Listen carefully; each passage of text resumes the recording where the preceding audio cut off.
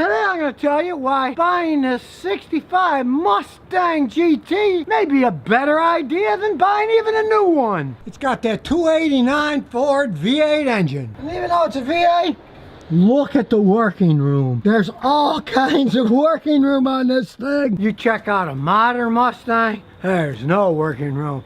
You can barely get your hand between the engine and the side of the fenders. That thing's in there tight. These, there's all kinds of room. And even though this vehicle is 55 years old, this thing's got a worn out ignition switch. No surprise after all these years. I made one phone call, auto parts store. They had one in stock. I thought I was going to have to order it. No, it's even in stock. Back in the days, cars are simpler. They shared many similar parts. So a classic like this Mustang, a lot of auto parts stores will have parts in stock for them because they'll fit so many of the classic cars that their customers are either fixing up or they check to see if parts are available and they found like, whoa, all kinds of parts are available at very reasonable prices too. And the advantage of these older cars are you can modify them to your heart's content. It's not all the computer crap you have to deal with. Look at this. This was modernized with a modern air conditioning system. The guy did a really good job. The lines even came through a regular line. They didn't drill any holes. So, you can put modern conveniences on these things. Not that expensive. You can modify performance. Look at this. This isn't the stock carburetor. The stock carburetors weren't all that great. But a modern Edelbrock like this, that's what I always tell people to put on them. Very good carburetors. They're brand new. They have 4 bolts that hold them on. You can easily do these modifications yourself. And here's something you don't see every day. This even has a hand choke on it. And speaking of transmissions, this is the GT. This now has a 5-speed standard transmission in it. The stock transmission was a 3-speed standard, and they had an option of a 4-speed standard. This is an aftermarket 5-speed standard. Works great. You get a little more oomph because realize this is a 289. It's only 289 cubic inches. So it puts out 210 horsepower, which was a lot back in the day in 65.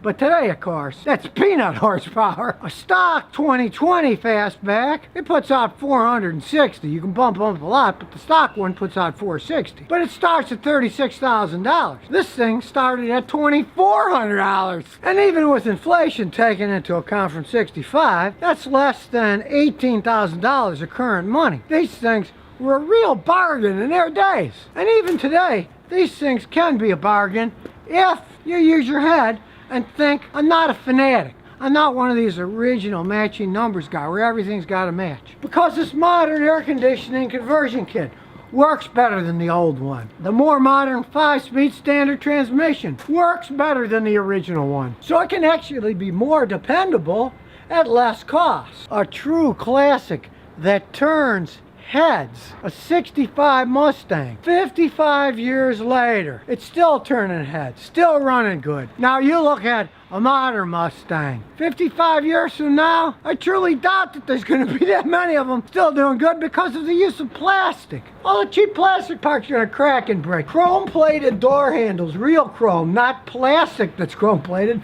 metal that's chrome-plated. All the classic look on the pony car in chrome. You can't buy this in a modern car. You just don't make them that way anymore. If you get one of these and take care of it, hey, the value either stays the same or generally appreciates over time. Where you buy a new hopped up one for 40, 45 grand or more, its value starts dropping right away. Now sure, they made a whole bunch of these things back in 65. They sold almost 500,000 Mustangs in 65. But in those days, people didn't think about getting a car and keeping it in a box and not driving it so its value appreciates. A lot of them were wrapped around trees. A lot of them rotted out. They're real prone to rust. That's why if you buy a used one, you want to check it good to see if the frame is solid. But in those days, people drove them, they wrecked them or they wore them out, and they junked them and then got another car. They weren't thinking about, hey, 50 years down the line, this thing might be worth a lot of money. I know a guy ran an auto parts store. He bought a whole fleet of these things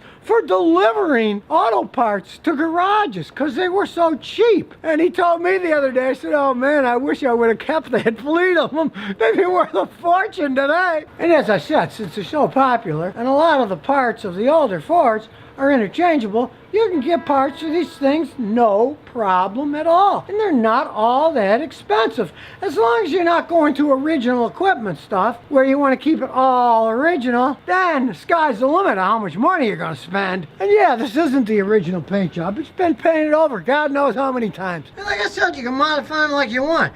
Take this old one. It's still got plain old brakes. There's no power booster here, but you can add that on if you want. This thing's already been modified so much, it's not original on matching, so just like the radiator.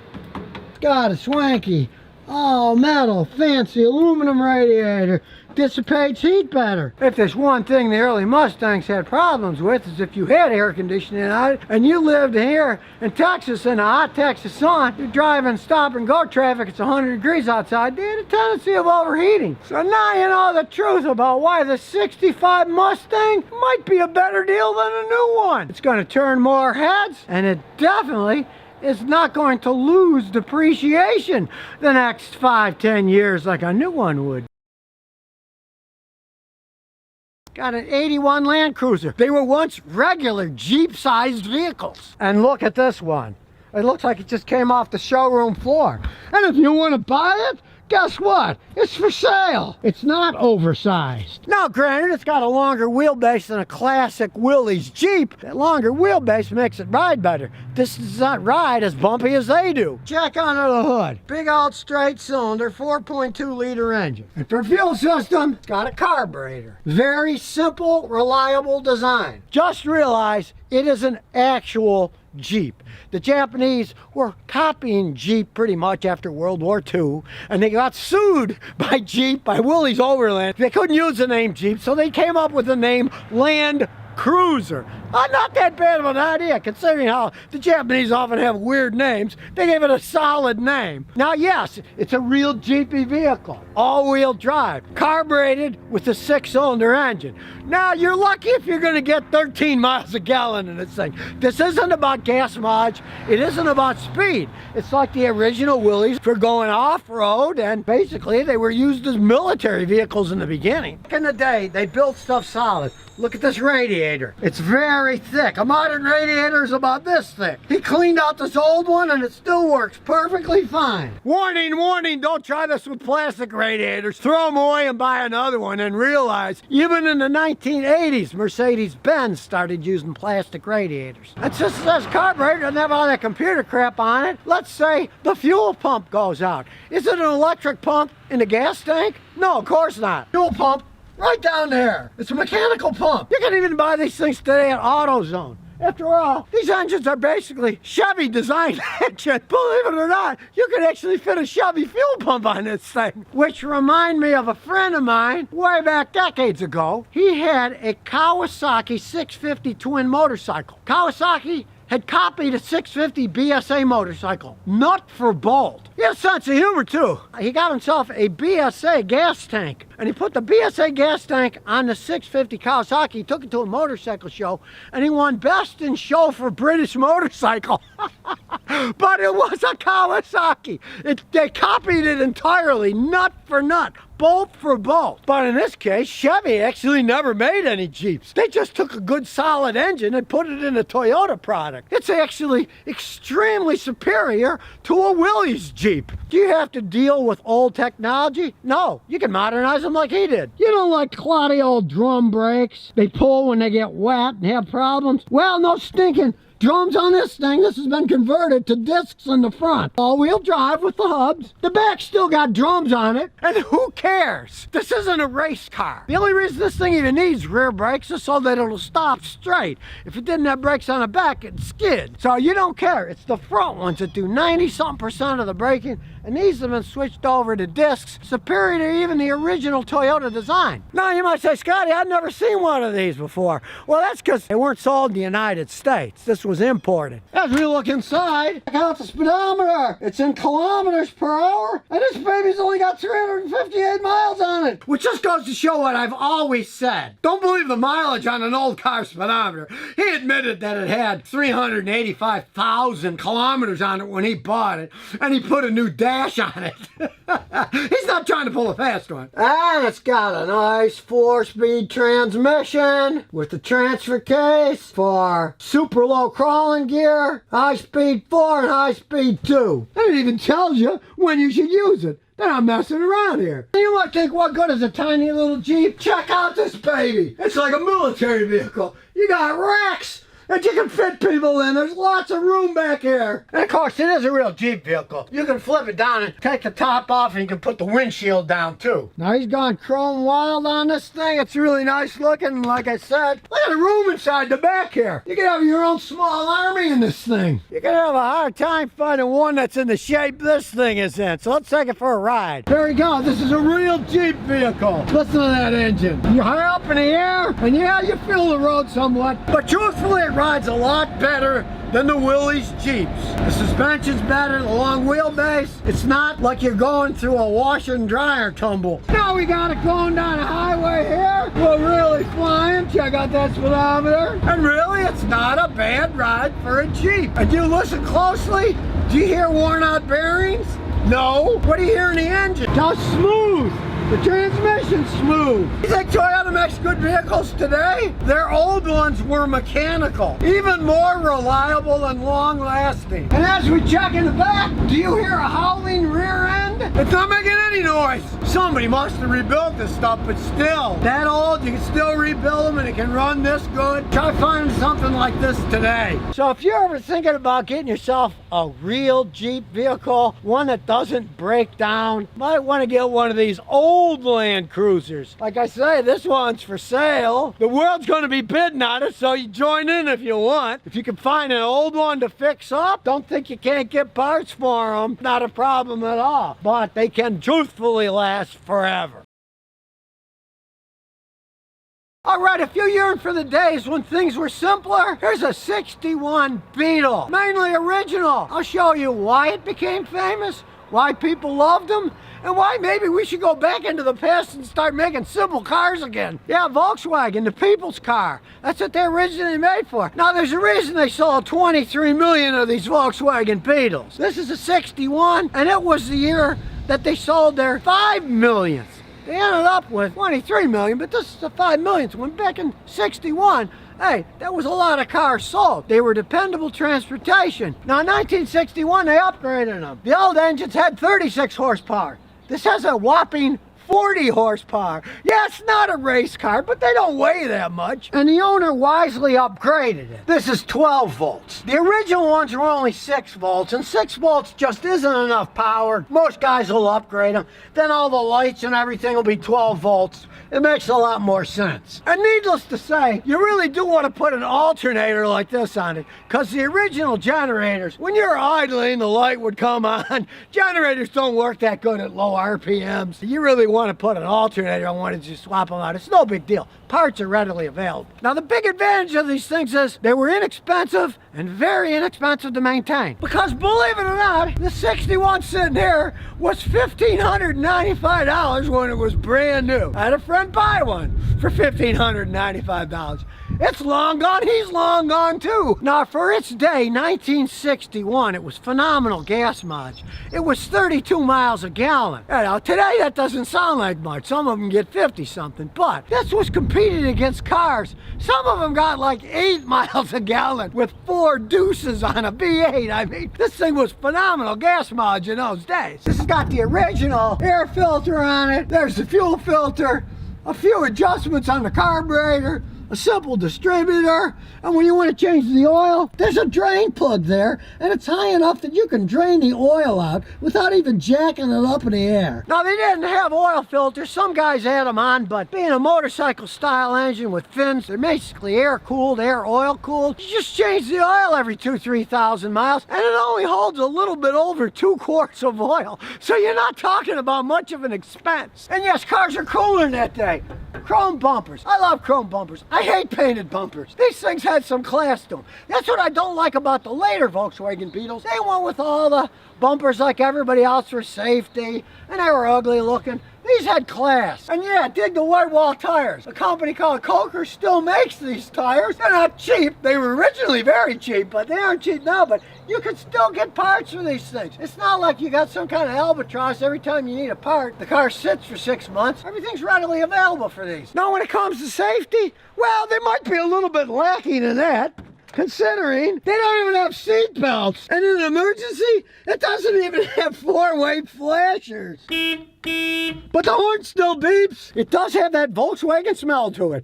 They have that certain odor. Simple gear shifter. Anybody can shift these. They're not hard to drive. And of course, it didn't even have a radio. Now, it's got this cool JBL here. It looks like it was made. The color even matches the rest of the car. But that's an add-on. And here's an interesting one. There's no cigarette lighter, but there is an ashtray. The Germans smoked in 1961. And they just figured, well, you have matches of your own Zippo lighter. They must have seen the soldiers in World War II. It does have windshield wipers and squirters too, but watch this. You gotta pump it. There you go.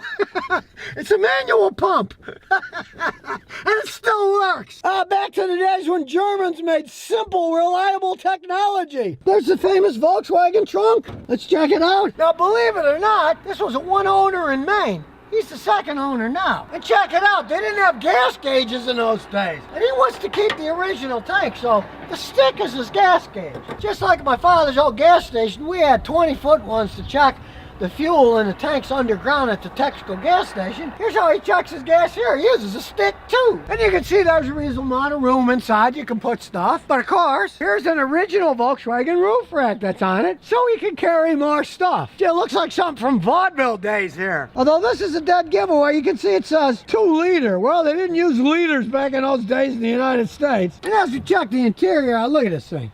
It's in immaculate shape. It's one fun little car. Let's take it for a spin. Starts right up and it's got that Volkswagen sound. Away we go. That's one smooth engine. Great day to go out on the beach. Although it's a little bit on the cold side. And really, it's not that bad for a 61. The ride isn't that bad. It's got that cool Volkswagen sound. And with no seat belts, you don't have to worry about the police pulling you over for not wearing your seat belts. They don't have to have them because they're a 61. And of course, being small, they got a really good turning radius. Around we go. We don't have to back up. Like I say, they're great beach cars, but today, maybe the beach is a little bit too cold. Nice view though. I would have no qualms driving this thing to California, although it would take a while. Just listen to that sound. It's the classic Volkswagen Beetle. Nothing sounds like that. You pull up in one of these, people are gonna be coming from miles around to shake your hand to go for a ride. If you're gonna buy one of these, make sure you look under, because they didn't believe in undercoating in those days. Now this was a one-owner car.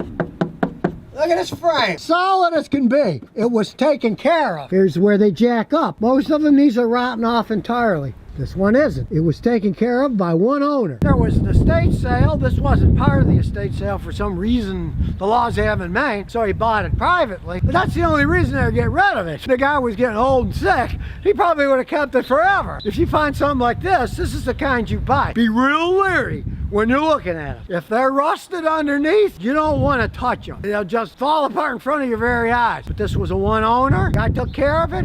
If you can find one of these one owners, he's been offered 3 times what he paid for it. Now, when my customer here bought this car, the old man who owned it, he was in rough shape, and when they loaded it up, he patted it and he started crying because he was the original owner from 61. Well, I'll tell you what, he sold it to the right guy, because the new owner, he says he's not going to get rid of it either. Yes, you have to deal with old-fashioned things like crank handles, solid door though, but you show up in a classic 61 VW that's in this kind of shape, you're gonna turn heads. These things are just fun to drive around, and they're still ultra dependable, especially since he swapped it over to a 12-volt alternator system instead of a 6-volt generator, which doesn't work all that well. But like I said, parts are easy to get for these things. They're very simple to work on. Many guys work on their own, do all their own work. As long as they're not rusted out, these things can be joys. And sure, they're not race cars. The speedometer says 90 miles an hour, but that's rather optimistic. The original ones, he still has them. They're all gone and worn out. But see, all this stuff is readily available. All these chromes have been done over. The rubber's been done over. But all that stuff's available on these cars. Check it out. These are the original running boards. Solid as can be. If you're looking at one you step on and they go cruncha, then you start thinking about walking away. Unless you want to do a frame-off restoration. I do have to say,